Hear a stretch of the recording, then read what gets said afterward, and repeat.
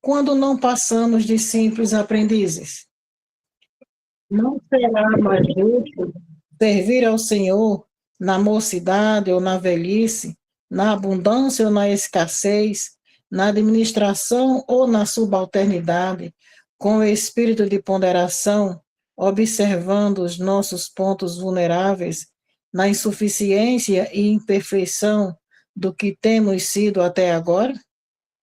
Lembremos-nos de que Paulo de Tarso esteve com Jesus pessoalmente. Foi indicado para o serviço divino em Antioquia pelas próprias vozes do céu. Lutou, trabalhou e sofreu pelo evangelho do reino. E escrevendo aos coríntios, já envelhecido e cansado, ainda se referiu ao espinho que lhe foi dado, para que se não exaltasse no sublime trabalho das revelações. Graças a Deus. Dando continuidade, eu convido agora o nosso irmão, o senhor Gilson, para que possa fazer a prece inicial. Seja bem-vindo, senhor Gilson. Mais uma vez, boa noite, paz e luz para todos nós. Vamos só agradecer pelo dia de hoje, por eu estar aqui logo cedo me lembrando de fazer a prece hoje do nosso mestre querido Bezerra de Menezes. Por isso vamos fazer esta prece para o nosso querido Bezerra de Menezes e Cavalcante. Nós te rogamos, Pai de infinita bondade e justiça, as graças de Jesus Cristo, através de Bezerra de Menezes e suas legiões de companheiros.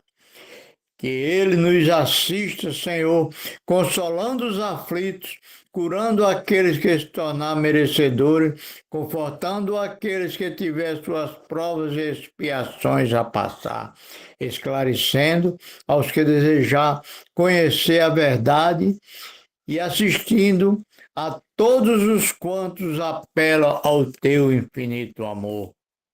Jesus, divino portador da graça e da verdade, estenda as tuas mãos dadivosa em socorro daqueles que te reconhecem, o despenseiro, fiel e prudente. Fazei divino modelo, através de suas legiões consoladoras, teus santos espíritos, a fim de que a fé se eleve, a esperança aumente, a bondade se expanda e o amor triunfe sobre todas as coisas. Bezerra de Menezes, apóstolo do bem e da paz, amigo dos humildes e dos enfermos, movimenta as tuas falanges amigas em benefício daqueles que sofrem, seja males físicos ou espirituais. Santos Espíritos, dignos obreiros do Senhor, derrama as graças e as curas sobre a humanidade sofredora, a fim de que as criaturas se tornem amigas da paz e do conhecimento, da harmonia e do perdão, semeando pelo mundo os divinos exemplos de Jesus Cristo. Que assim seja. Pai amado, recebe esta humilde prece, transformando em bálsamo e consolador para todos nós, encarnados, desencarnados, amigos e inimigos, para que possamos ter o Evangelho na noite de hoje com muita paz, muita perseverança e muita alegria no coração de todos nós. E assim seja, eu passo a palavra a Rita. Graças a Deus. Obrigado, seu Gilson. E assim, meu Deus, eu lhe peço a permissão para iniciarmos o nosso evangelho da noite de hoje, pedindo também ao nosso Mestre Jesus, a nossa Mãe Maria Santíssima, o mentor da nossa casa, o doutor Bezerra de Menezes, toda sustentação, toda proteção, amparo, para convidar agora também o seu Arlindo para fazer a leitura e a explanação do nosso evangelho. Seja bem-vindo, seu Arlindo. Obrigado, minha irmã. Boa noite a todos, sejam todos e todas bem-vindos. E vamos agradecer por mais essa oportunidade de servir e de trabalhar na santa doutrina do Mestre. E hoje nosso evangelho, continuando aqui o capítulo 15, cujo título é Fora da Caridade não há salvação, vamos ler e comentar os itens 4 a 7, que, iniciando aqui, é uma passagem São, de São Paulo, né? A respeito de o maior mandamento. Mas os fariseus, tendo sabido que ele tapara a boca aos saduceus, reuniram-se. E um deles, que era o doutor da lei, veio lhe fazer esta pergunta para o tentar: Mestre, qual o maior mandamento da lei? Jesus lhe respondeu: Amareis o Senhor vosso Deus de todo o vosso coração, de toda a vossa alma e de todo o vosso espírito. E eis aí o maior e o primeiro mandamento. E eis o segundo, que é semelhante a este: Amareis vosso próximo como a vós mesmos. Toda a lei e os profetas estão contidos nestes dois mandamentos. São Mateus, capítulo 22, versículo 34 a 40. Aqui já damos uma paradinha rápida, porque hoje a gente tem bastante assunto a comentar. Amar a Deus de todo o seu espírito, de toda a sua alma, de todo o seu coração, é a obrigação de todos nós, pecadores, espíritos encarnados aqui na Terra, planeta de provas e expiações. Estamos aqui aurindo as nossas faltas passadas. Mas se nós não amarmos a nós mesmos, como teremos sentimento para amar a Deus? E principalmente amar o nosso semelhante. Então, quando ele deu a lição aqui aos fariseus, ele já emendou a palavra com o segundo mandamento, que é amar aos vossos semelhantes como a vós mesmos. Então, devemos guardar esses dois mandamentos e fazermos a boa prática deles a cada instante nas nossas vidas, no nosso cotidiano, nas nossas relações com os nossos semelhantes e na nossa casa espírita. Fazer com que essas palavras sejam uma chama acesa constantemente em nossos sentimentos, nas nossas mentes, nos nossos corações, para que não esqueçamos a nossa obrigação como espíritos encarnados aqui na Terra. E continuando aqui, já no item 5, caridade e humildade. Tal é, pois, o único caminho da salvação. Egoísmo e orgulho, tal é o da perdição. Este princípio está formulado em termos precisos nestas palavras: amareis a Deus de toda a vossa alma e ao vosso próximo como a vós mesmo. Observemos aqui que Kardec repete essas frases exatamente para que se fixem nas nossas mentes, nas nossas práticas diárias, para que não venhamos cair em contradição, que não é tão fácil como nós falamos, mas com boa vontade, esforço, determinação e coragem, nós vamos superar todas as dificuldades. Coragem, eu digo que temos coragem de observar a nós mesmos, olhar para dentro de cada um de nós e observarmos o quanto estamos ainda falhos, errando na prática do bem, buscando revidar as agressões, os insultos, as maledicências, quando deveremos agir com humildade, com bondade, com indulgência, para que não venhamos a cair em falta perante o Criador.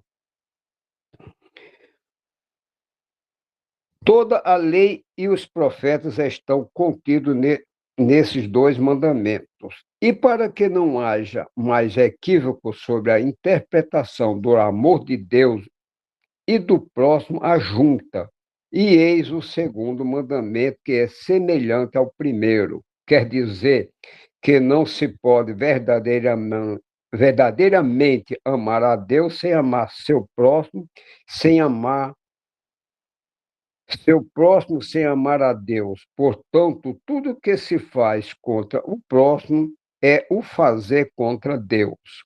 Não podendo amar a Deus sem praticar a caridade para com o próximo, todos os deveres do homem se encontram resumidos nesta máxima: fora da caridade não há salvação.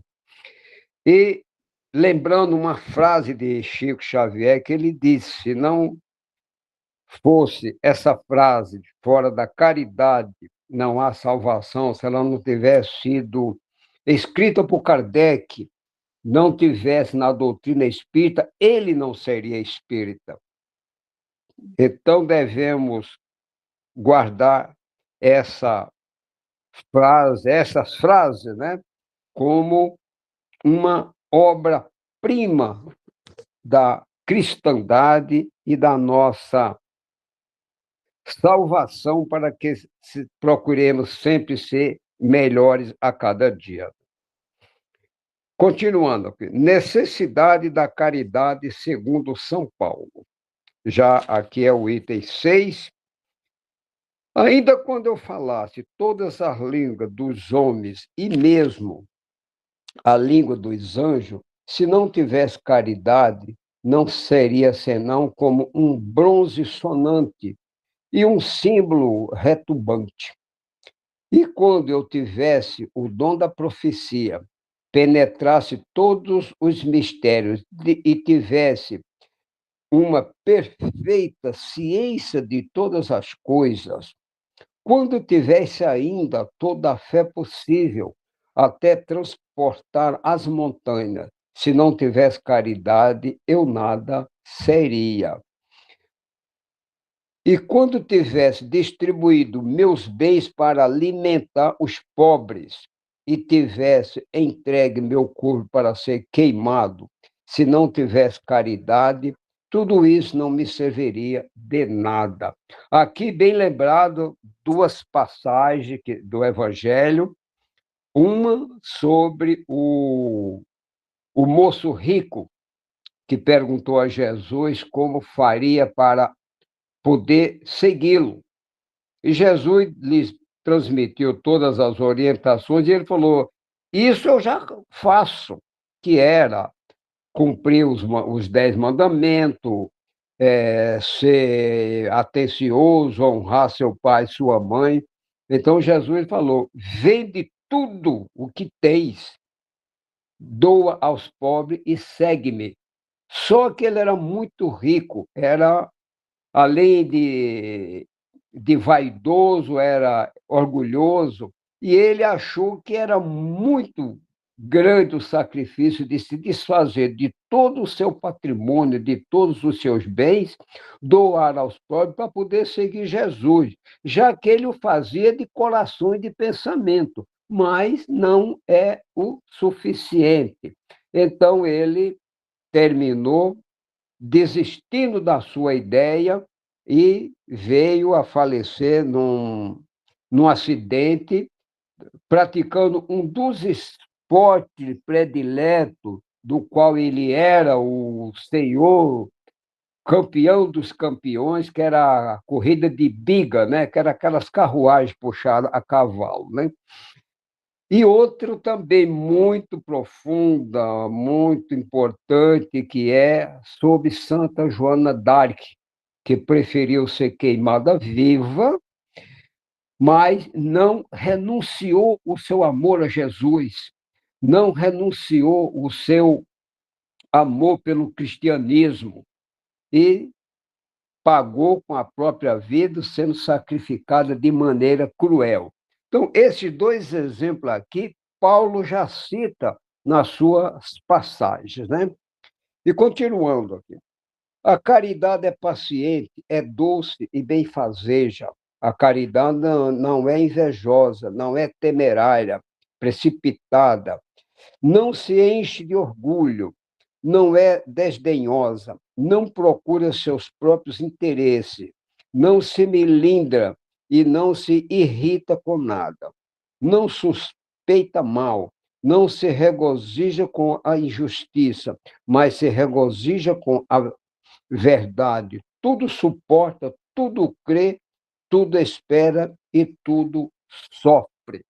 E, complementando aqui essa passagem, eu peguei do livro Epístola de Paulo sobre a luz do Espiritismo, ele nos fala o seguinte: ainda que eu falasse a língua dos homens e dos anjos, se não tiver amor,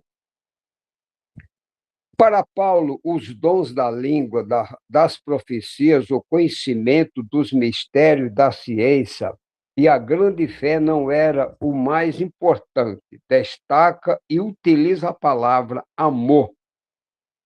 Em O Evangelho segundo o Espiritismo, Allan Kardec insere versículo do Novo Testamento da tradução de Sassi, a Vulgata latim, para o francês, o qual emprega a palavra caridade. Para boa parte dos estudiosos da atualidade, a tradução mais adequada do grego ágape é amor e não caridade. Inclusive, a tradução de João Ferreira de Almeida, edição revista e corrigida, a chamada ARC, que incorpora a reforma ortográfica brasileira, que vigora desde 2009.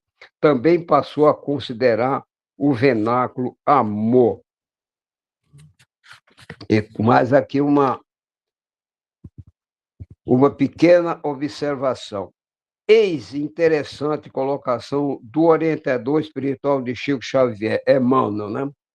Ele diz: desempenha tuas mínimas tarefas com caridade. Desde agora, se não encontras retribuição espiritual no domínio do entendimento em sentido imediato, sabes que o Pai acompanha todos os filhos devotadamente, a pedras e espinhos, fixa em Jesus e passa.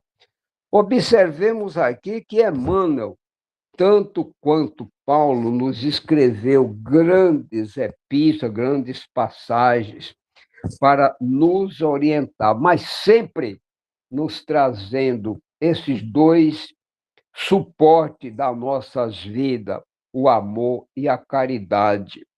Para que nós possamos praticar a caridade, observemos aqui essa leitura que sempre fala que ela não é invejosa, é benfazeja, não se melindra. Então, se nós praticarmos a caridade com dedicação, com amor, como mandam os ensinos de Jesus, não precisamos temer qualquer uma dessas dificuldades, né?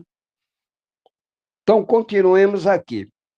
Agora, essas três virtudes, a fé, a esperança e a caridade, permanece, mas entre elas a mais excelente é a caridade.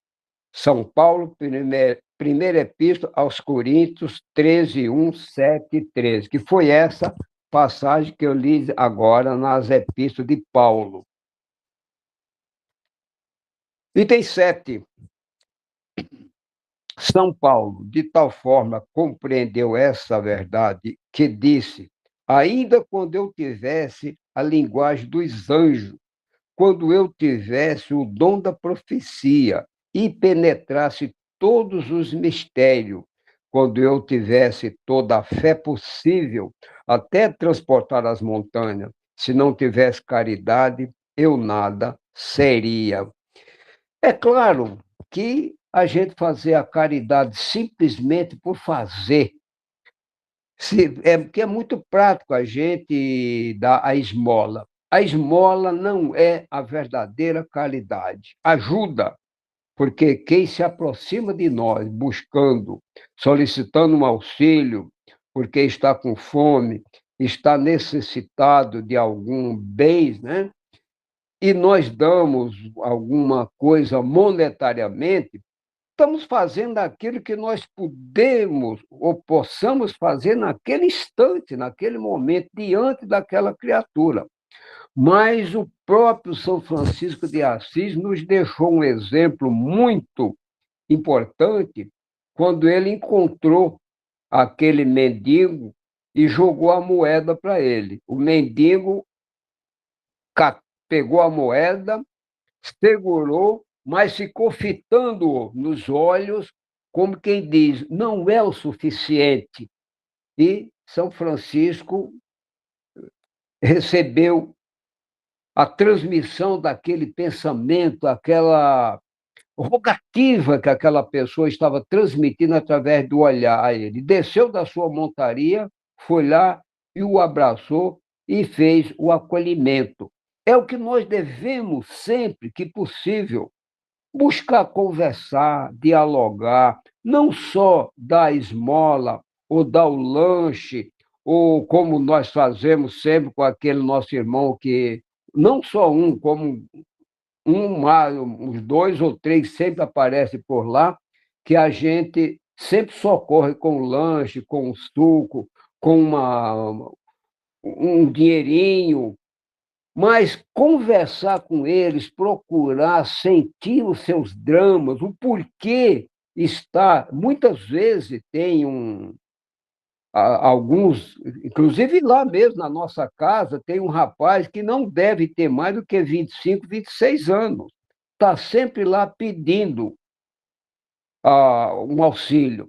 Então, precisamos nos aproximar dessas pessoas e procurar pôr a caridade a serviço daquele necessitado e acolhê-lo, perguntar pelo menos qual o motivo, qual a razão, o de que ele está necessitando para sair daquele estado de abandono, de mendicância, de morador de rua, de necessitado da caridade alheia. Então, essa é a verdadeira caridade, é o acolhimento, é a atenção, é o respeito, é a consideração para com aqueles que nos abordam sempre, né? Coloca assim, sem equívoco, a caridade acima mesmo da fé, porque a caridade está ao alcance de todo o mundo, do ignorante e do sábio, do rico e do pobre, e porque é independente de toda crença particular. E fez mais, definiu a verdadeira caridade. Mostra não somente na beneficência, mas na reunião de todas as qualidades do coração, na bondade, na benevolência para com o próximo. É bem claro aqui o encerramento do item 7, que nos dá toda a orientação, nos dá toda a segurança como devemos e podemos praticar a verdadeira caridade, porque ela está acima de todas as outras virtudes e sempre é necessária em qualquer instante, em qualquer lugar, ou para qualquer um dos nossos irmãos que venham a sentir necessidade de amparo e de proteção. No Livro dos Espíritos, na questão 886 e 887, eu vou só dar uma passagem rápida aqui do Espírito Hamed, que tem uma profundidade muito grande nessa lição de hoje. E aqui no livro, na questão 886, Kardec nos fala, quando lhe é perguntado, o título é Caridade e Amor do Próximo. Qual o verdadeiro sentido da palavra caridade, como a entendia Jesus? Benevolência para com todos, indulgência para as imperfeições dos outros, perdão das ofensas. É um dos motivos que nós devemos ser indulgentes, aceitar as ofensas, que o próprio Jesus disse, quando te bater na face direita, oferece a outra. Mas nós, dentro da nossa vaidade, do nosso egoísmo, do nosso sentimento de ser humano ainda falho, é difícil aceitar uma citação como essa e trazer para o nosso convívio uma ofensa que nós julgamos até grave, até certo ponto, e não respondemos à altura. Aquele sentimento de honra. Ah, fui ultrajado, vou revidar.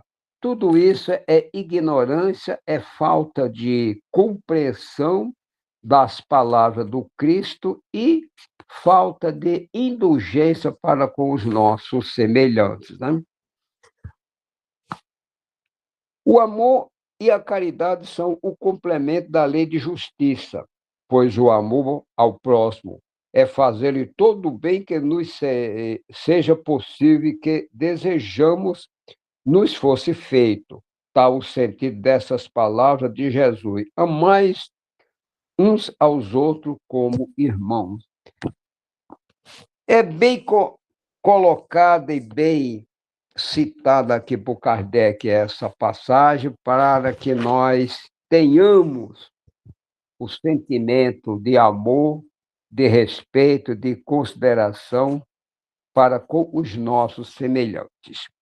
E no livro Renovando Atitudes, pelo Espírito Hamed, o Paulo escreve sobre o título Os Olhos do Amor. E ele nos diz: quando Paulo de Tarso definiu a verdadeira caridade, deixando implícito ser a reunião de todas as qualidades do coração, isto é, o amor, diferenciou-a completamente da prestação de serviço aos outros, da distribuição de esmola, da assistência social, da ajuda patológica aos dependentes afetivos e compensações de baixa estima, ou de todo o que se referia a atitudes exteriores, sem qualquer envolvimento do amor verdadeiro. Olha o que nós acabamos de ler aqui no Evangelho de hoje, exatamente o sentido, a profundidade e o peso que tem o bom sentimento ao fazermos a caridade. Precisamos lembrar que não estamos prestando nenhum serviço, não estamos prestando nenhuma atividade àquele necessitado. Estamos fazendo a nossa parte, praticando a caridade, como nos ensinou Jesus, e trazendo para o nosso convívio, para que seja assistido e, se possível, encaminhá-lo para o lugar mais adequado, né? Muitas vezes doamos coisas ou favorecemos pessoas a fim de proporcionar a nós mesmos temporariamente uma sensação de bem-estar, de poder íntimo e de vaidade pessoal, com o que compensamos nossos desajustes emocionais e complexos de inferioridade. Observemos aqui o que o Espírito nos fala, que não devemos fazer a caridade tentando, nesse ato, desviar todos os maus pendores ou os desajustes do qual somos portadores. Devemos, sim, estar cientes da nossa obrigação, da nossa necessidade, do nosso amor ao próximo e que estamos fazendo a caridade sem ostentação e sem pensar em retorno, né? São sentimentos transitórios e artificiais. Segundo o apóstolo João, Deus é amor. Aquele que permanece no amor permanece em Deus e Deus permanece nele. Consequentemente, nós, herdeiros e filhos de Deus, somos amor, criados por esse plasma divino, portanto, somos oriundos do amor incomensurável que sustenta e dirige suas criaturas e criações do universo. Todos nós estamos nos descobrindo no processo dinâmico da evolução.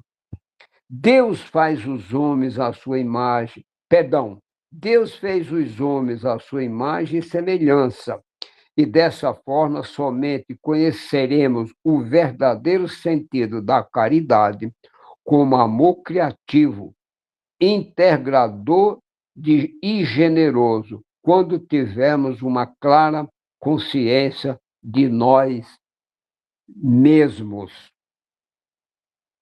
Caridade não consiste em assumir e comandar sentimentos, decisões, bem-estar, problemas, evolução de destino de pessoas. Aquilo, enfim, que elas podem e devem fazer por si mesmas, porque quando tentamos reduzir as dificuldades delas, responsabilizando-nos por seus atos, estamos também impedindo o seu real crescimento e amadurecimento. Somente alcançamos através da experiência que precisamos enfrentar. Encontramos ainda na primeira epístola de João: não escrevo um novo mandamento, mas sim aquele que tivemos desde o princípio, que amemos uns aos outros. Benevolência para com todos, indulgência para com as imperfeições alheias, perdão das ofensas. Caridade é amor, e não há amor onde não houver profundo respeito aos seres humanos.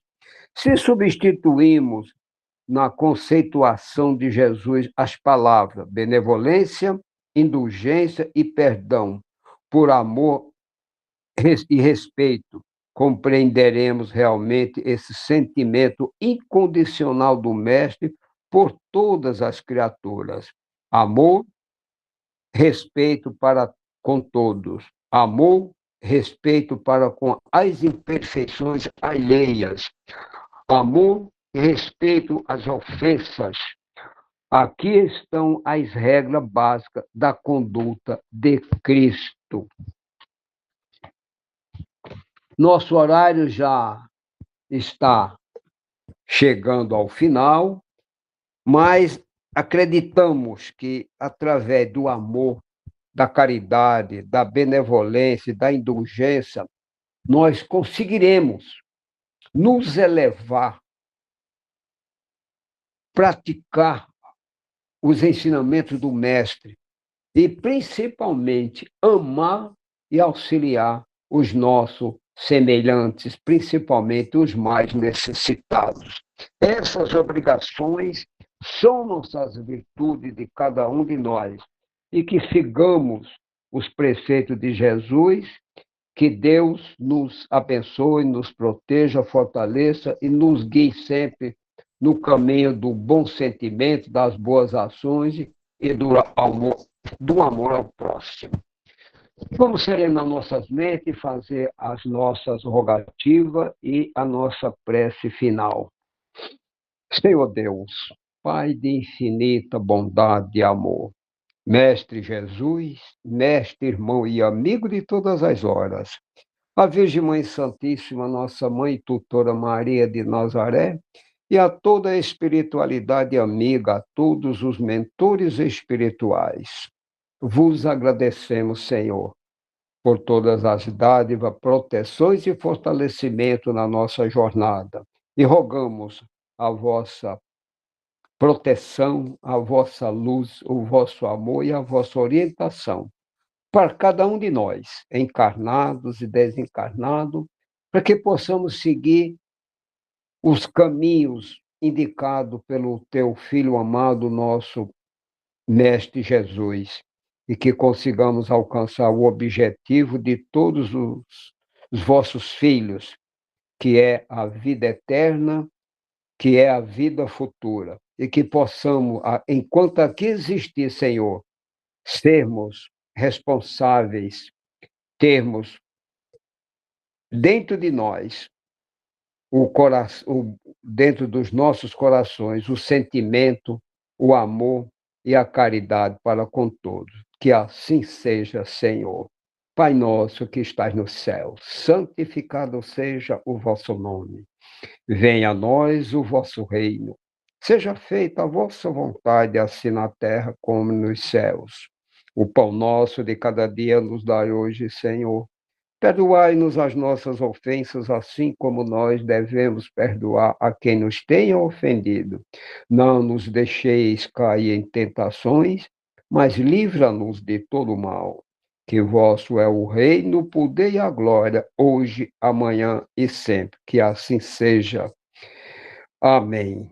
Ave Maria, cheia de graça, o Senhor é convosco, Senhora. Bendita sois entre as mulheres, e bendito é o fruto do vosso ventre, Jesus. Santa Maria, Mãe de Jesus, rogai por nós, pecadores, agora e na hora da nossa morte. Amém. Que essa prece, Senhor, sirva de bálsamo para todos os nossos irmãos necessitados, encarnados e desencarnados, e que todos tenham uma noite de paz, de harmonia e de equilíbrio. Que assim seja, Senhor. Passo a palavra a você, Rita. Graças a Deus, obrigado, seu Arlindo. E com esta rogativa, meu Deus, eu peço à espiritualidade benfeitora encarregada no Evangelho que possa socorrer algum irmão necessitado, conduzindo aos locais específicos, de acordo com a verdadeira necessidade de cada um, dando continuidade, fazendo uma sepsia em nossos lares, recolhendo todas os miasmas, forma pensamento, todas as energias deletérias, e entregando aos locais encarregados de transformá-las em energias benéficas. Meu Deus, peço permissão, Pai amado, para encerrar o nosso evangelho da noite de hoje. Peço também ao nosso Mestre Jesus, a nossa Mãe Maria Santíssima, ao mentor da nossa casa, Dr. Bezerra de Menezes, as suas bênçãos também e toda a proteção para todos nós, encarnados e desencarnados. Meus irmãos, uma boa noite e até amanhã.